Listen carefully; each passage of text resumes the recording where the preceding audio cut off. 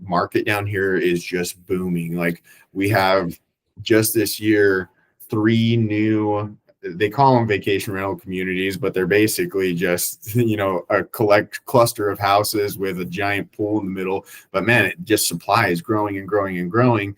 And I don't know how demand is going to keep up with that. So we have to find ways to set not only ourselves as property managers apart, but also our units.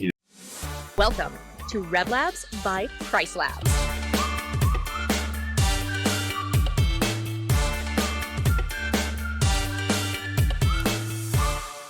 Hey everybody, welcome to another episode of RevLabs by PriceLabs. I'm Kyle Driskell, I'm your host today. I'm a senior solutions consultant with PriceLabs, and I'm super excited for this episode of Life of Revenue Manager. Today, I'm joined by Jeff Martinez with Red Rock Companies out in St. George, Utah. So Jeff, if you don't mind, introduce yourself to the audience, give a little bit of your background, and then we'll go from there. Thanks, Kyle. So yeah, like you mentioned, I'm with Red Rock Companies. We're kind of like a 3-way sister company combination. We have our vacation rental division, we have our long-term property management, and then we have our real estate division. And so we have 4 quarter shareholders who kind of run and own everything in between there.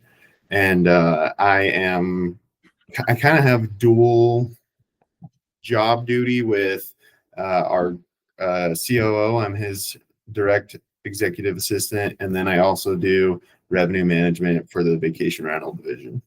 Awesome. So you're a little bit more into the nuts and bolts of the numbers, not just the setting the rates and all of that stuff. You've kind of got a big eye into everything within the company. Is that correct?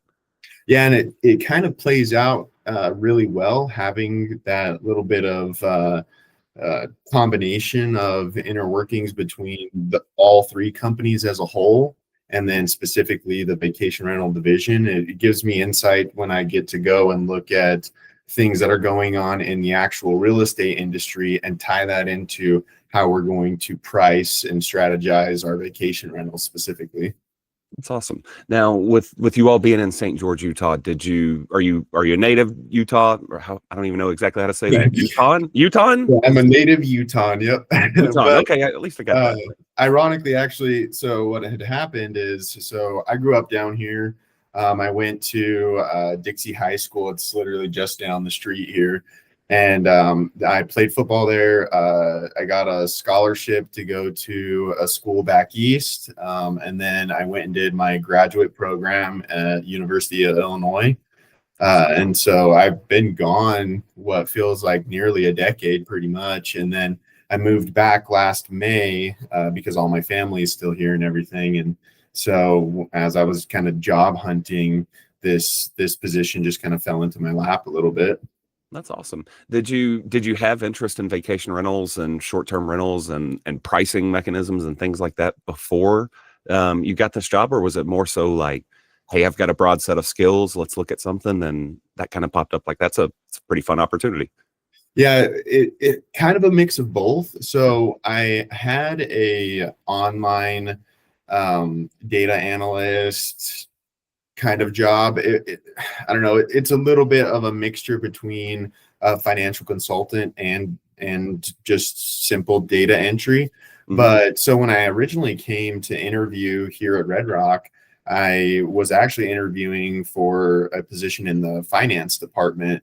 And after talking with the owners and some of the managers here, they were like, hey, we're making a bunch of changes, and this is a position that it doesn't really exist yet, but it's going to, and we kind of want to just throw you into the fire here, and maybe we'll figure out where you fit best long term. And so that's how I originally started, just as our COO's executive assistant. And then it kind of just morphed and evolved into just fully taking over revenue management for the vacation rental department as well. And then on top of that, I do a lot of IT stuff. So I'm just kind of like the utility tool here at Red Rock. That's awesome. A little bit of a Swiss Army knife. I kind of feel that way sometimes as well. So it's a great thing to be a Swiss Army knife. You can fill in a lot of gaps and things like that. So, well, it sounds like you've got a kind of like a background in just strategizing and being able to come up with a plan. I think most people know if you're in sports and you get to a collegiate type of a level, that you've got a big picture type of view with things. So what have you kind of experienced over the past year that reminds you of that past life, the sports side of things? What can you take out of revenue management and just finance in general, and kind of apply some of that sports mentality you've got? I think it's just natural for me to bring like a certain sort of competitive nature to anything in life. And I think it's always had more pros than cons.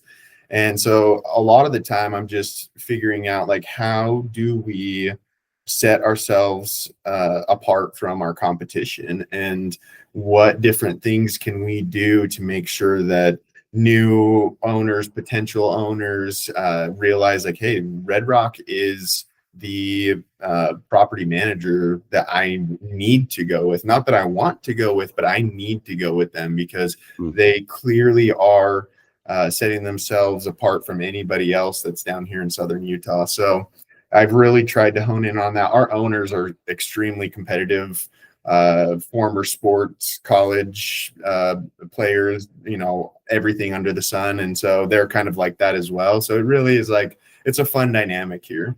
That's awesome. So what is, right now you guys are getting ready to get into some really prime time season for you. What is kind of your day-to-day looking like right now as you get ready for the big ski push and everything? Well, so it's kind of interesting down here. We have an interesting market. So in Southern Utah, right? It's very much the desert, but you drive 40 minutes north and you hit Cedar City, and then you have the Bryan Head ski resorts. And so we kind of get a little bit of the runoff bookings from there because they're going to be really busy during the cold season. But then also, as it gets really cold up north, a lot of people don't want to be, in the snow 24/7. So they've, make their plans to come down here where it's warmer, and we have all these different vacation rental communities with giant heated pools and a lot of fun amenities that they can still enjoy even during the colder months down here. So we're kind of prepping and making adjustments. Our booking window is really short, so we kind of have to do it nearly daily to just attract as many renters as we possibly can. And during the slow season is obviously the time in which we make a lot of larger, big picture changes for the upcoming year as well. Yeah. Well, my apologies, one, and I think this is a really good opportunity for me to say, from a revenue management standpoint, you can make mistakes, but learn from your mistakes. I fully thought St. George's before I got into this was a ski market. That is my apology on that. But it's always good to learn something new about a new market for you. And anybody that follows these Life of RMs kind of knows I'm a Southeastern, I'm a Colorado kind of guy. So hey, you make mistakes, you live and learn from it though. But now I'll never forget where St. George's, Utah is at. That's for sure. So that's good. That's good knowledge though, that you are getting a little bit of that runoff from those ski markets. And it's so interesting how you can have different markets inside of, the same regions and be really, really close, and, just have totally different views and booking windows and all of that stuff. So next, what do you think outside of your sports background? And I'm assuming based off what you went for, you probably had a little bit of a finance background when it came to your college and studies and stuff like that. What do you think outside of those kind of makes you either a good revenue manager or, somebody that's a little bit more forward thinking? What do you kind of attribute to yourself? Whether it's personality trait or education or anything like that. Yeah, I think a huge part of like what makes me good and really intrigued and passionate about my job, it comes from my graduate program at the University of Illinois. I had the opportunity to teach there a lot of like low-level undergraduate courses. And so that gave me sort of like this leadership quality that I think just comes very naturally, that, and I got that a lot from sports. But also, I mean, in any kind of graduate program, doesn't matter what the subject material is, you're going to be put in a position where you have to spend hours and hours researching, various topics under the sun. And I think that has really helped me a lot in being a revenue manager is, you can find one little thing and go down a rabbit hole for, sometimes even days. And I think my brain is already hardwired to not get like very, exhausted doing that type of work. And so at the end of the day, I think a lot of my sports, my teaching, and especially my time as a student really helped kind of like mold me for a perfect fit for someone who has to dive deep into like analytical problems and find solutions for them. Awesome. I don't want to put words into your mouth, but kind of the way that I heard that was like you like the legwork. You see the advantage of putting the work in before you kind of get those results. Think that's a good way to kind of summarize that thought process? Oh yeah, and I think that's just like a good philosophy in life. It's like you don't, everybody wants the thing at the end of the journey, but the journey is so much more important. And that's where, like you said, the legwork is going to be everything when it comes to finding profitability and producing and growth. And so, there's a lot to be said in just like that one little tiny concept. Yep. Yeah, absolutely. So thinking about the legwork that you did to kind of get into, being a revenue manager, what do you kind of think of as are the three things that first caught your attention that you didn't think, this would be a part of the job, or maybe it's something that's like, wow, this is really impactful. Why is nobody else talking about this type of deal? And you don't have to give away secret sauces or anything like that, but just something that was kind of, give me three eye-opening moments for you over the past year or so. I think one for sure is the amount of collaboration it takes to make this job work, because when you're doing just like regular financial consulting, a lot of the time you're working solo. People can give you advice on maybe what you might tell a client, how you might handle a certain financial asset or something like that. But it's not like you must work together to make something good happen, right? But I feel like in the vacation rental industry, it takes a village. You need your marketing team. You need your owner service managers who are going to be building those relationships. You need your business development manager who's going to go out and acquire new owners. There's just so many different avenues that it takes to actually be successful that I think collaboration has been so fun for me, especially coming from a job in which I didn't have to or really have the capability of doing so. So that's been one like really refreshing part of this job. Another thing is just the owners themselves. It's really funny because in most situations where I've dealt with someone who has an asset, right? The asset is usually like liquid. But in this scenario, it's a physical home in which, people want to come and stay at, sometimes long, sometimes short. And then you have all these other random people who are in their homes every single day. So it's kind of like this weird nuance between like owning and renting at the same time, and setting expectations, realistic expectations for owners is a very, very tricky and sometimes something that's like feels like thin ice. You don't want to scare someone away by saying, hey, like this is one of a couple thousand 3-bedroom homes in this area. And so this should be your real expectation. But the interesting part about like the entire real estate industry down here is that we have a very high price point for sales. Yep. But our demand for the vacation rental industry, it doesn't really fluctuate a whole lot. We have a lot of return guests, and we have a lot of peak/slow seasons, right? So it's a very much roller coaster for when people are going to come. They're going to come on these dates. So how do you out strategize the rest of the market in order to make sure that you do better than your competition, because it's going to be there and it's not going to be there afterwards. So you have to really be on the ball every time. Absolutely, man. I love the comment about collaboration, because it's so true. Like as a revenue manager, let's just say you're a revenue management analyst inside of a company, and you're there pulling rates and minimum stays and doing the marketing, or like doing the positioning on the OTAs and things like that. If the cleaning crew's not top notch and you're getting 4 stars on cleaning, that hurts your ability to do it. It hurts, with distribution, not bringing in new properties. It's such a good thing, I think, to look at is being collaborative and helping those other departments whenever you can.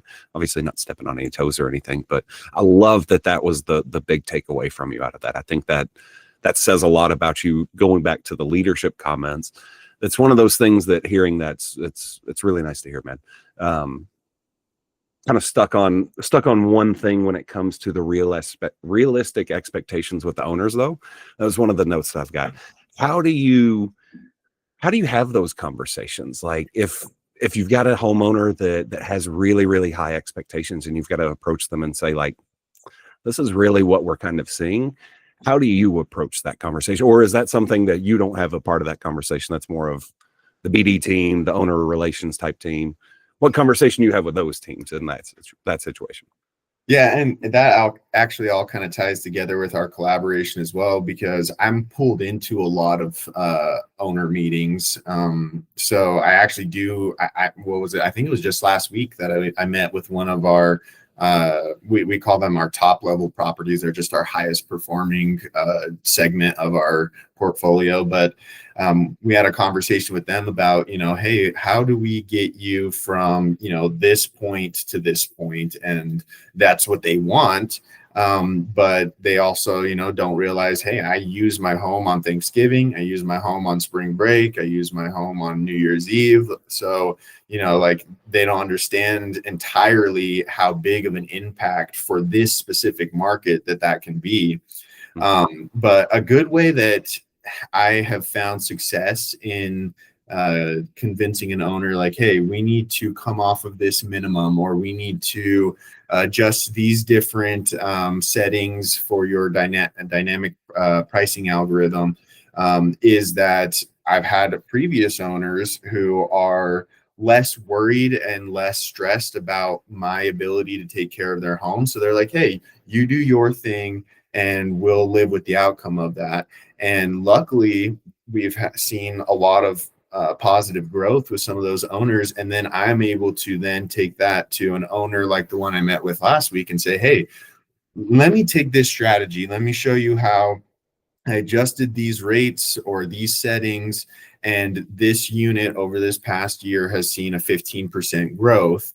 Your unit is a comp to this one. So let me take this same strategy, and even with using it the same amount that you do, I genuinely believe that we can see X amount % growth. And if you can give up some of those extra nights too, then you'll be right at where your goal is. And so I think with the owners specifically, I think showing them the proof, whether, like, you don't want to, whether they actually take it to heart or not, but at least kind of giving them that concept has really alleviated their anxiety about making adjustments to bring, their pricing down. Because, man, our market down here is just booming. Like, we have just this year 3 new, they call them vacation rental communities, but they're basically just, a cluster of houses with a giant pool in the middle. But man, it just, supply is growing and growing and growing.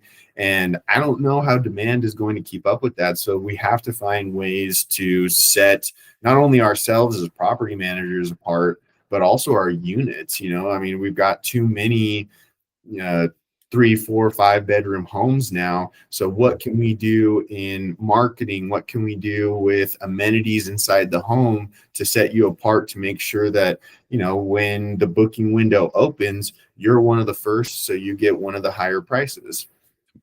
Yeah, that makes a ton of sense. The final question for you is, what's kind of been the biggest challenge that you have overcome recently? And then what's one that you're still kind of dealing with? It sounds like supply is one that you're still kind of dealing with to an extent, or the supply increase. But yeah, what's something that in your time with Red Rock Companies that you've had an issue, you've overcome it, and now what you kind of got in your plate right now? Yeah, so I think supply and demand is always going to be a challenge down here. We don't have any large venue spaces. We don't have sports teams down here. So a lot of our demand comes from like nice weather and kind of outdoors, rock climbing, mountain biking, things of that nature. We're only like 30 minutes away from Zion's National Park. So a lot of that is what controls our demand. And so, I mean, there's only so much that supply can increase at the same rate that demand can increase. And luckily, it's been somewhat consistent, but I don't think that can maintain forever without a little bit of change down here in Southern Utah. And I mean, like, that's a little bit looking years down the road, but it's something I think that's worth at least planning for, and then I'm trying to think here. Another difficult, I think sometimes it can be difficult in a company that is growing as quickly as Red Rock feels like it's growing. It's just difficult to manage like your duties and tasks when it comes to being in the executive team here. It's, like we're asked to kind of spread ourselves into all the cookie jars in order to make operations function properly. And I think over time that will kind of settle. But as we're growing rapidly, it requires not just me, but I see it within our COO, I see it within our CEO. They're handling tasks that are from every little corner of every company. So I think that it can be difficult at times to kind of give yourself a strict schedule because so many little things pop up in so many different departments, and you just kind of have to really be a strong spirited individual and just kind of keep trucking one foot in front of the other sometimes. And then other times, it's a little slower, and then you're playing catch up with everything that you didn't get to. But it's a good problem to have. Like both, I mean, the increase in supply and demand, it's a good problem, and a growing company is a good problem. So at the end of the day, I mean, I really love this company. It's one that I would recommend to anybody at any position here. Yeah, and that's exactly what you said. It's so relatable because a lot of people that'll be listening to this, they're going to be in that same boat as you, where it's, we've got 10, 15 people. We probably need about 30, but because we're growing up, we all kind of got to carry a little bit more. And I can totally relate to you on the, having leadership pop in, helping out, shout out to PriceLabs, Anurag, Sana, Richie, you all are fantastic. But same boat over here, like knowing that you've got people that'll hop out and do that stuff. Got people prioritizing things, and then of course maybe one or two thing falls by the wayside or whatever.